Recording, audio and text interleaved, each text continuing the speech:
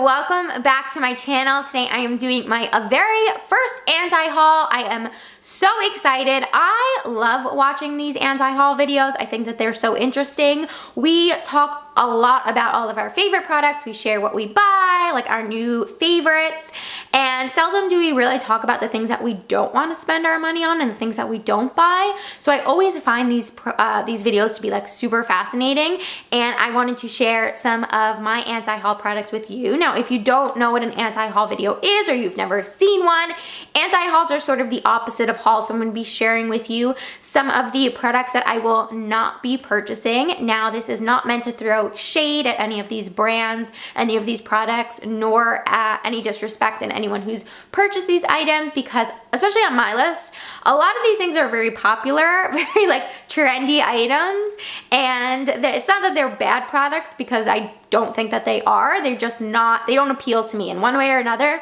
They're just not for me. And if I had all the money in the world to spend, I probably would buy these products. But since that's not the case, I felt like these products were probably things that I was not going to be spending my money on.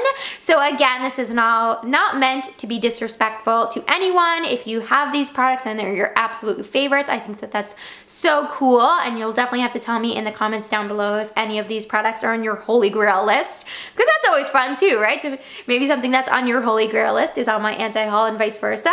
But yeah, if you want to see what products are in my anti-haul, then just keep watching. So the first products that I just wanted to mention are Kylie Cosmetics products. Now, I have a few Kylie lip kits and I really like them, and I definitely would purchase the bronze palette and the burgundy palette. I haven't yet, but if I had like all the money to spend, then sure, maybe I would purchase them. However, I really don't ever see myself purchasing the Royal Peach palette nor her Valentine's Day Diary palette thing.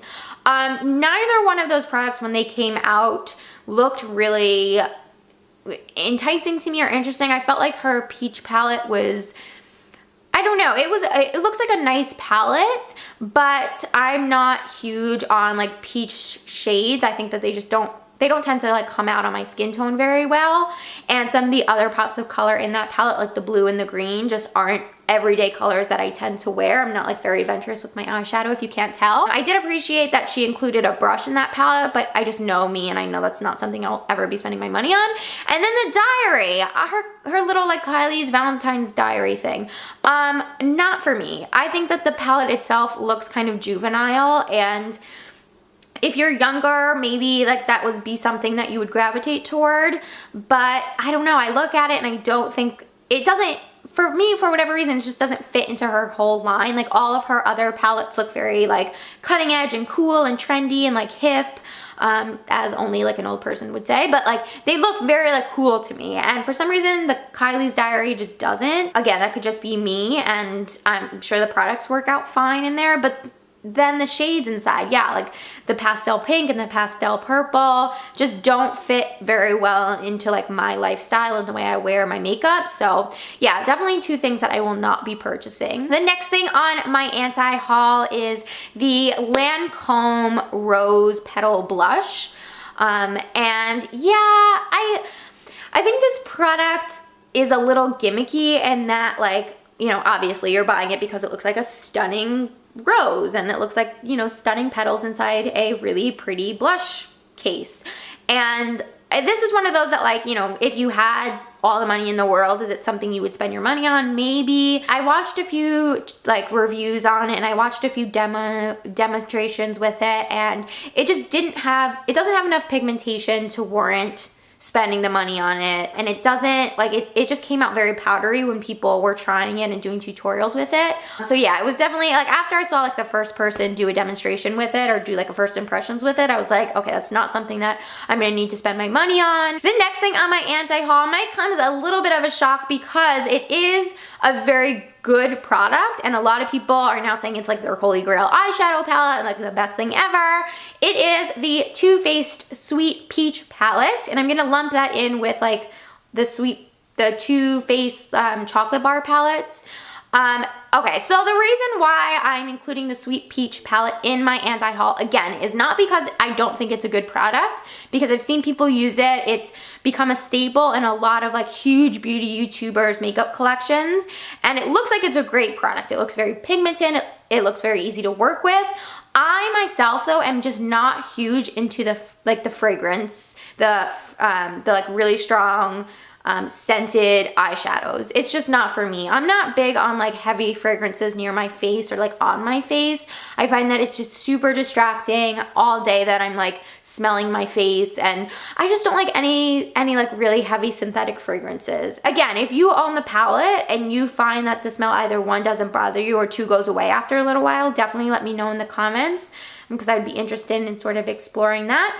But for now, it's just not something that's on my radar, not something that I would be spending my money on. The next thing on my anti-haul list is the Silisponge. Now this was like a huge trend, I wanna say like a month or two ago. Everyone was talking about the Silisponge and how it's like this silicone like applicator and it's gonna be the best way to apply your foundation ever. And I think that for most people, really quickly, early on, as they were watching first impressions or applications using the Silisponge, it was like, okay, like this is a gimmick. This is something that's like gonna be super trendy in and out. And I think for the most part, that's sort of what it became. You don't really see any beauty YouTubers, any huge beauty YouTubers as at least using that like you put on makeup. I saw it right away and I was like, that's definitely not something that I need, definitely not something that I would spend my money on. The last thing on my anti-haul list are going to be bubble masks.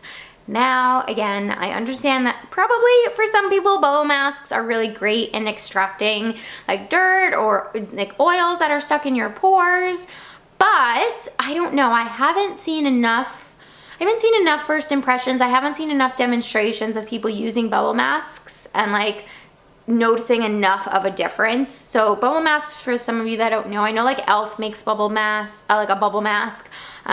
No other brands are coming to mind like right off the top of my head, but like it's a clay mask. You'll put it on your face and then it sort of bubbles up because there's like a lot of carbonation. It's very light, very airy. To me, it just seems kind of gimmicky and more of like a fun thing to do that would like, yeah, sure, like clean your skin a little bit, but you know, besides that, like what are the benefits? What are you really getting out of it besides like having like a funny like face mask on? So guys, those are all the products in my anti-haul. I hope you enjoyed this video. Definitely leave me a comment down below. Let me know if you own any of these products and if you love them. I am definitely open to kind of discussion, and especially when it comes to like the Sweet Peach palette and the Kylie palette. Like if they are really amazing palettes and the smell isn't so overwhelming that, you know, it's distracting or gives you a headache, then maybe I would be open to one day purchasing it in the future.